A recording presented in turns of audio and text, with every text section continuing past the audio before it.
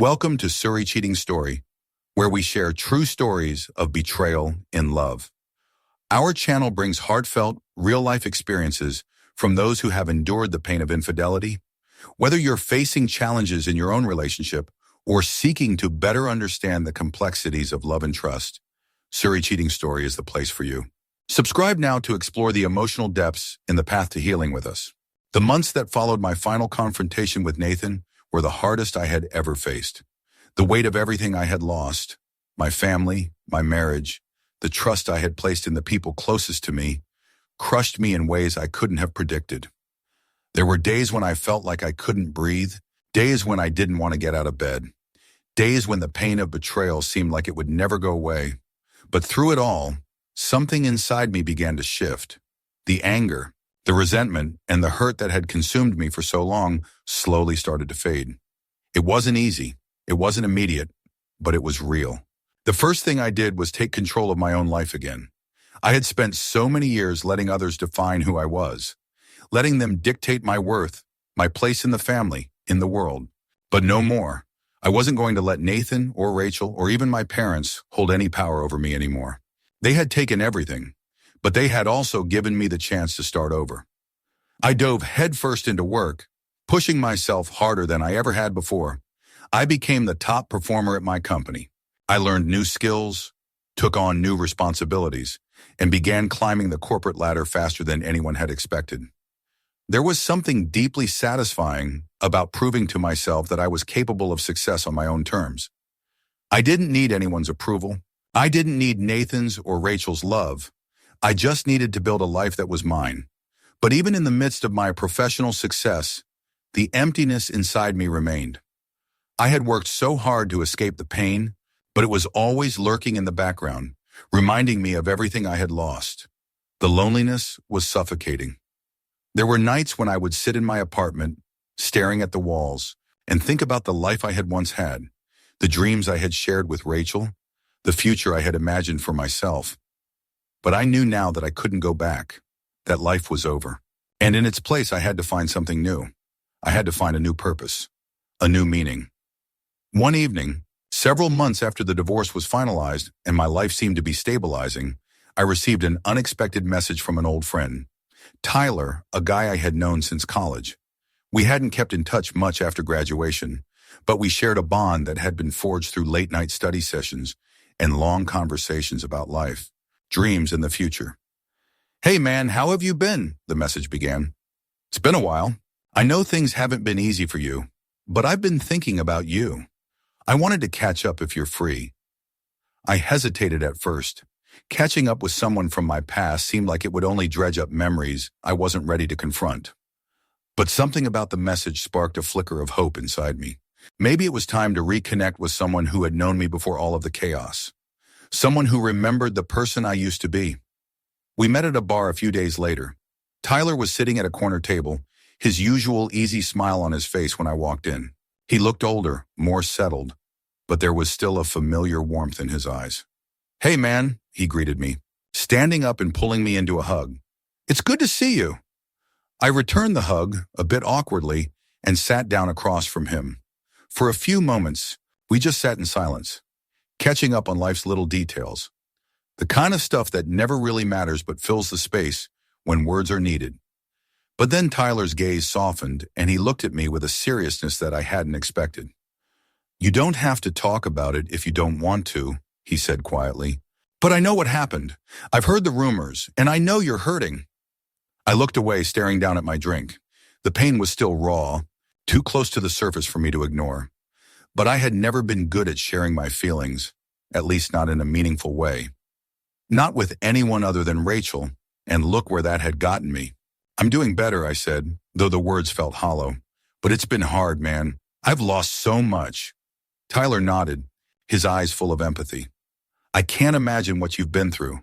But what I do know is that you're stronger than you think. You've always been that way." I met his gaze, his words hanging in the air between us.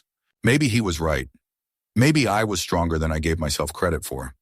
"I've been building myself up again," I continued, my voice quieter now, more sincere. "Getting my life back on track. But there's something inside me that's still broken. something I don't know how to fix. Tyler leaned back in his chair and sighed. You don't have to fix everything all at once, man. Healing takes time, but don't forget to forgive yourself. You've been through hell and you've come out the other side. Not many people can say that. His words struck a chord deep inside me. It wasn't the first time I had heard someone say I needed to forgive myself, but it was the first time I truly felt it.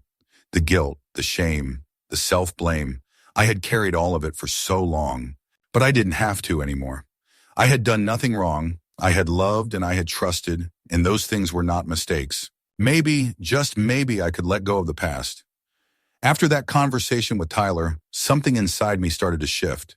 I had been holding on to the pain for so long, using it as a shield to protect myself from the world. But now I realized that the only way to move forward was to let go of that pain, to stop letting it define me. It wasn't going to be easy. There would still be nights when the memories would flood back.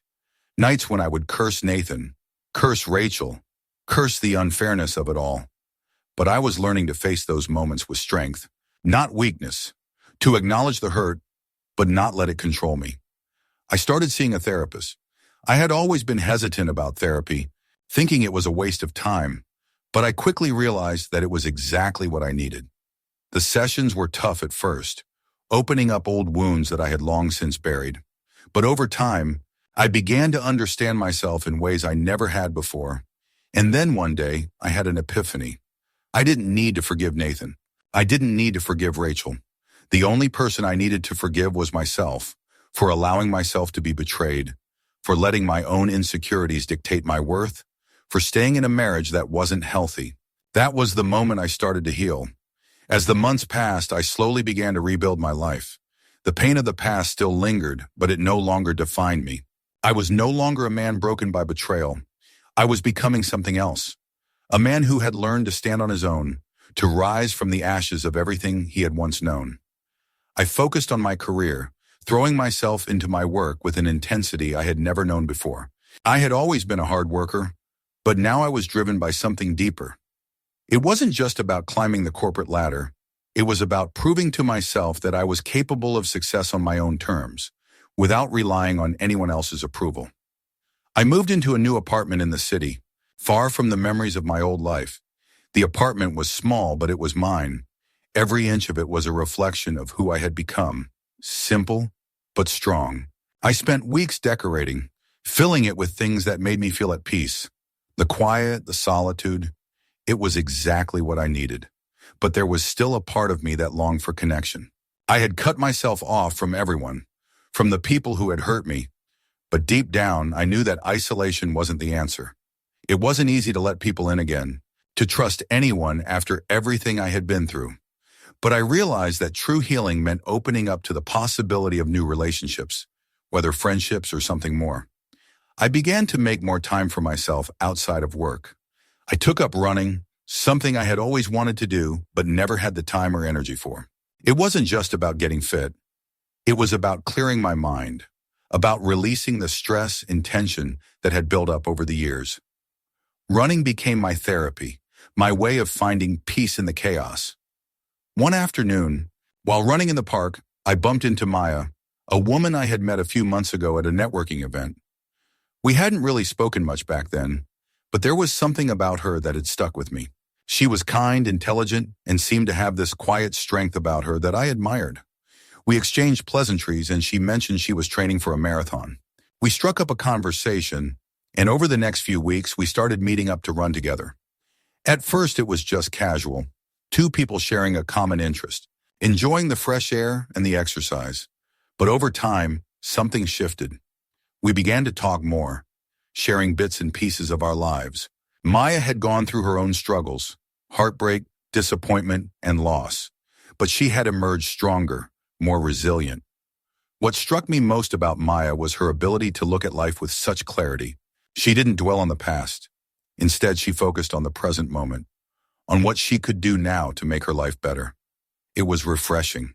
It was exactly what I needed to see. We spent hours running together, talking about everything and nothing. I began to feel something I hadn't felt in a long time. Hope. Hope that maybe, just maybe, I could trust again. Hope that there was someone out there who could see me for who I truly was. Not as a victim of the past, but as the person I had become.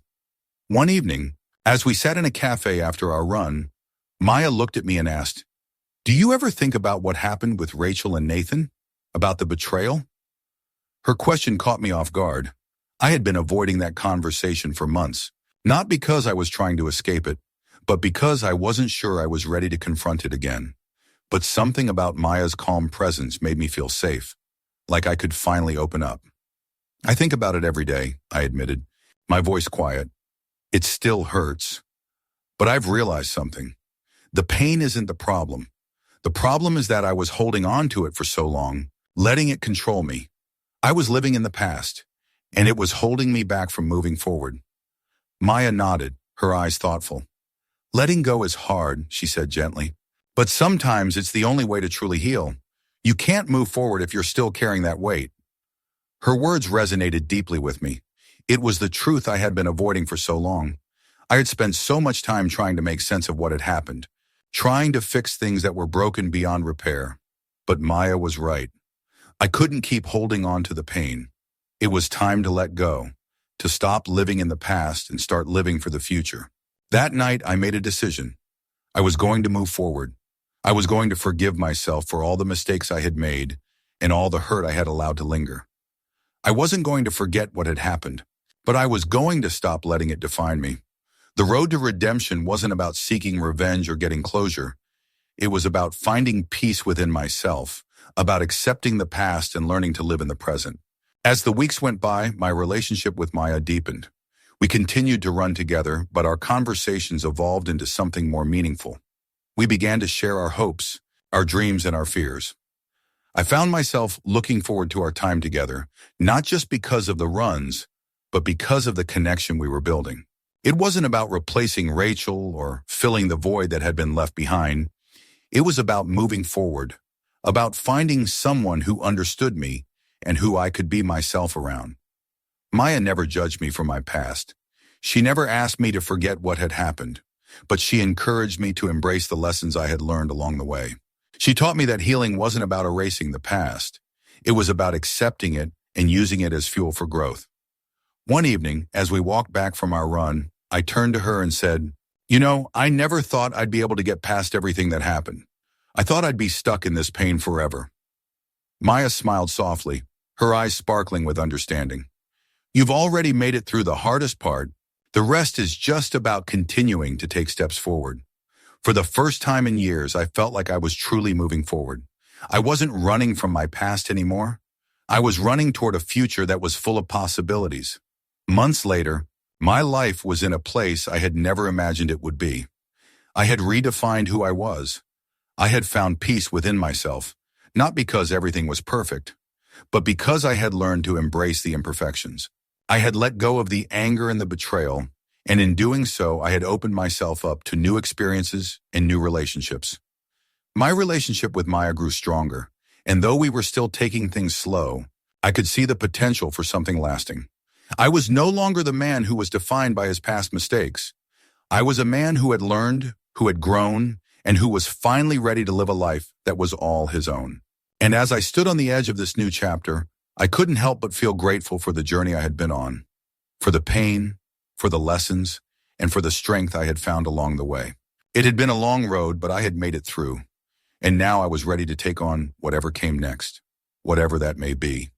As the days continued to pass, I realized that the real test wasn't just about rebuilding myself after everything had fallen apart. It was about facing the very things I had tried so hard to avoid. It wasn't enough to simply move on and push the past into the background. No, the real healing would only come if I could look the past in the eye, confront it head on, and accept it for what it was. There was one final piece of the puzzle that I hadn't yet dealt with. One last part of the story that I had to close before I could truly be free. And that piece was my family. I had cut ties with my parents long ago.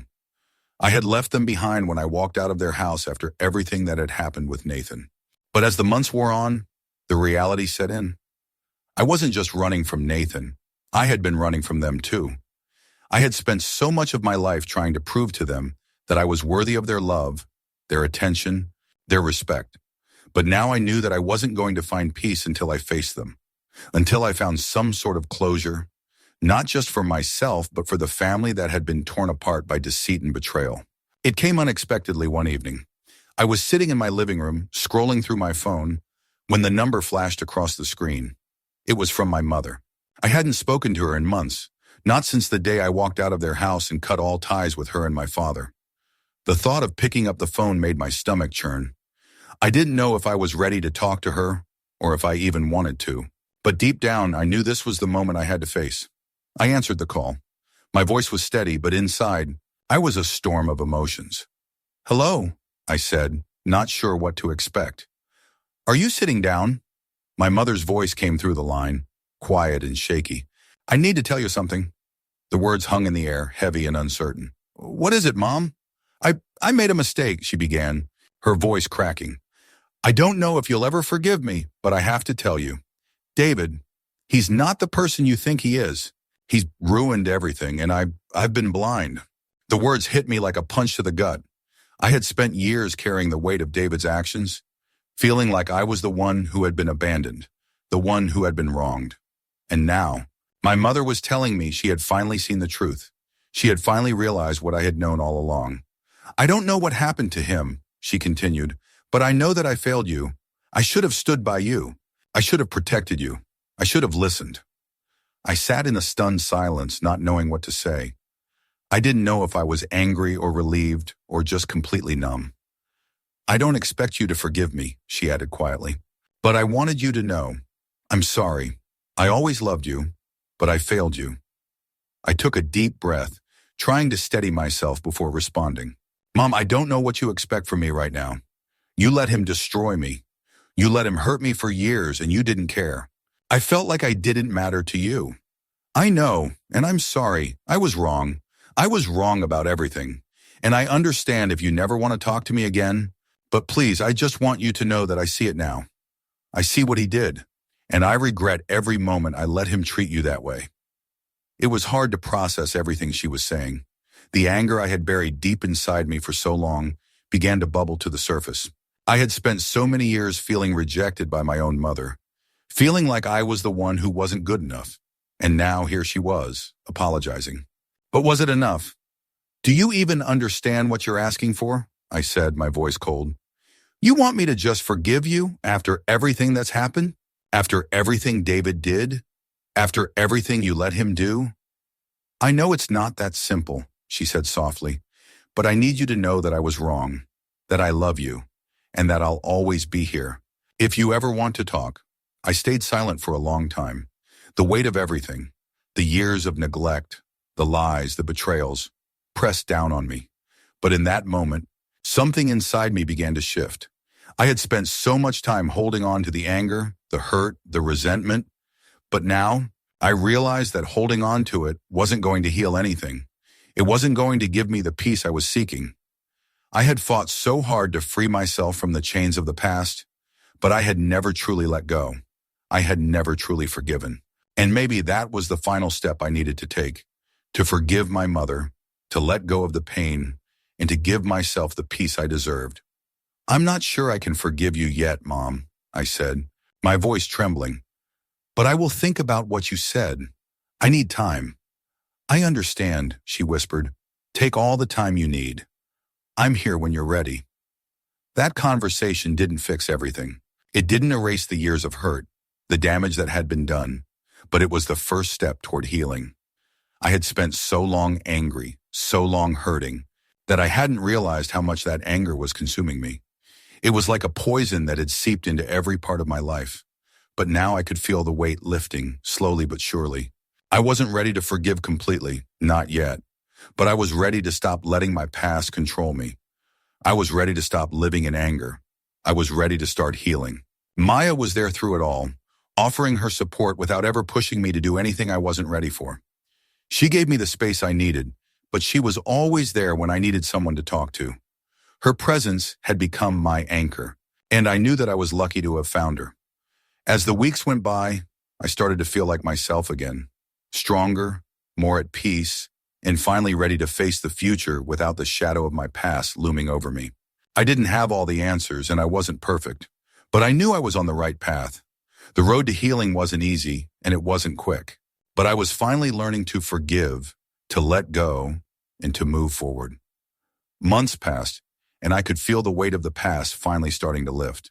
Slowly but surely, I was making peace with everything that had happened. The anger that once consumed me, over Rachel, over Nathan, over my family, was no longer a constant presence in my life. I wasn't just surviving anymore. I was living. And then one day, something unexpected happened. It wasn't a grand gesture or some epiphany, but it was a moment that changed everything for me. I was sitting at a coffee shop reading through some work emails when I felt a tap on my shoulder. I turned around, half expecting it to be someone I didn't know, or maybe even a colleague from work. But when I looked up, I saw my mother standing there, nervously wringing her hands together. For a moment, I froze. I hadn't spoken to her in months, and I certainly hadn't expected her to come to me like this, not after everything that had happened. "Can we talk?" she asked, her voice quiet and unsure. I studied her face for a long moment. Her features looked tired, and her eyes were filled with regret. I wasn't sure what I was expecting, but I knew in that moment that whatever this conversation was, it would be pivotal. I didn't know if I was ready to confront everything again, but I also knew that this was the last step I had to take before I could truly move on. I nodded slowly and motioned for her to sit down. We didn't dive straight into the past. There was no need to rehash all the hurt, all the betrayal. Instead, we started with the present, with how things had been since the last time we spoke. "I've been thinking a lot," my mother began, "about everything, about Nathan, about you, and about what kind of mother I was." Her voice cracked, and for the first time in a long while, I saw her vulnerability. The same woman who had always seemed so strong, so unshakable, was now sitting in front of me, openly acknowledging her mistakes. "I've made so many mistakes, and I know I can never make up for them, but I just want you to know that I'm sorry. I'm sorry for failing you, for putting Nathan before you, for not seeing the pain you were going through. I was blinded by love for him, and it wasn't fair to you." Her words felt heavy, like they carried years of regret. I could see the sincerity in her eyes, but even more than that, I saw something else, a change. My mother wasn't the same person she had been when I had left. She had reflected, she had grown, and she had accepted her mistakes. "I know it's too late to fix everything," she continued, "but I want to be here for you. I want to be the mother you deserve. I can't erase the past, but I can do better moving forward. I want to be part of your life again, if you'll let me." The words hung in the air between us. I wasn't sure what I felt. On one hand, I still carried the scars of everything that had happened. The pain of betrayal was still fresh, even if it wasn't as overwhelming as it had been before. On the other hand, I knew deep down that forgiveness wasn't just about her, it was about me.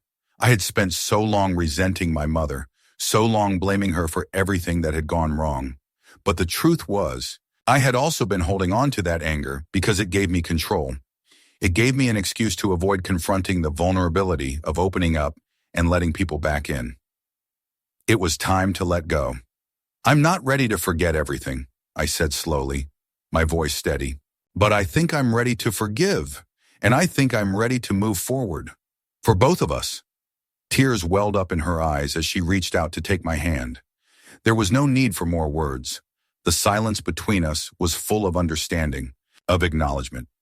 We both knew that this was the beginning of something new, a fresh start. The process of rebuilding my relationship with my mother wasn't quick. It didn't happen overnight, and it wasn't always easy. There were moments when I doubted myself, when the old wounds would resurface, but I knew that this was the only way forward. We began to spend more time together, talking, laughing, and for the first time in years, feeling like a real family again.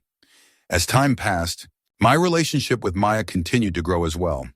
What started as a friendship, founded on shared experiences and understanding, slowly turned into something more.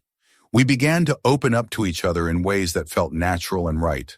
Maya had become my support system, the person who helped me see the value in myself when I couldn't see it on my own.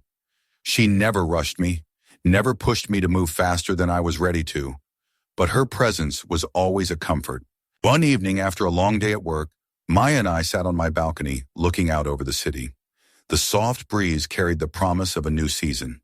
I had come a long way from the man I used to be, the man broken by betrayal, living in the shadows of his past. I had learned to forgive, to let go, and to start over. I wasn't the same person anymore, and I was finally at peace with who I had become. Maya, I said, turning to face her, I don't know what the future holds, but I do know one thing. I'm finally ready to live it. I'm ready to take the next step, to embrace what comes next without fear, without regret. She smiled, her eyes sparkling. I'm glad, she said softly, because I think we're both ready for the next chapter. And in that moment, I realized that my journey wasn't about the mistakes I had made or the people who had hurt me. It was about the choices I was making now. It was about living, truly living, not just surviving. And it was about embracing the love, the peace, and the joy that I had finally found. I was no longer defined by my past. I had let go of the anger, the resentment, and the pain. I had embraced the possibility of a better future, a future filled with love, trust, and the freedom to be myself. If you find this story interesting and want to see more touching, tense, but meaningful situations, don't forget to subscribe to our channel today. Leave a comment with your thoughts. Share this story with your friends and remember to like the video so we can stay motivated to bring you more great and meaningful content. Thank you for watching and supporting us.